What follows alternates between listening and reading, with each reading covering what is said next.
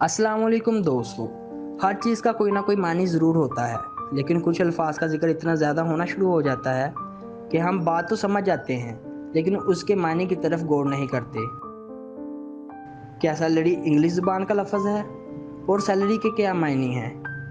आज की इस वीडियो में हम यही जानेंगे, लेकिन वीडियो शुरू करने से पहले चैनल पर नए आने वाले दोस्तों से गुजारिश है कि हमारे चैनल को सब्सक्राइब कर दें और बेल के आइकन पर ज़रूर क्लिक करें ताकि नई आने वाली वीडियोस आप तक बआसानी पहुंच सकें।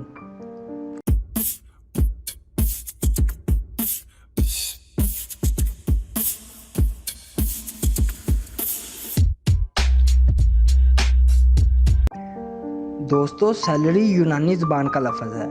ज़माना कदीम में जब कागज़ी या दाती करेंसी मुतारफ़ नहीं हुई थी, तो लोग लेन देन बार्टर सिस्टम के ज़रिए करते थे, यानी किसी शख्स को गंदम के बदले चावल दे दिए जाते थे और इसी तरह लेन देन होता था।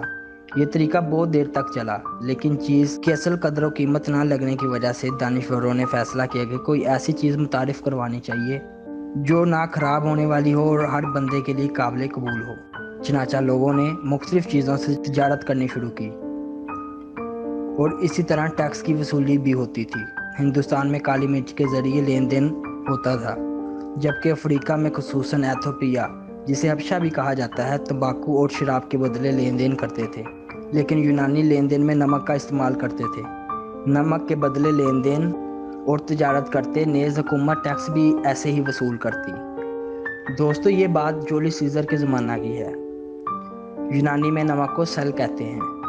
ये नमक जो तनख्वाह में दिया जाता, इसे सलारी कहा जाता, लेकिन ये लफ्ज़ गलतुल आम होने की वजह से सैलरी बन गया।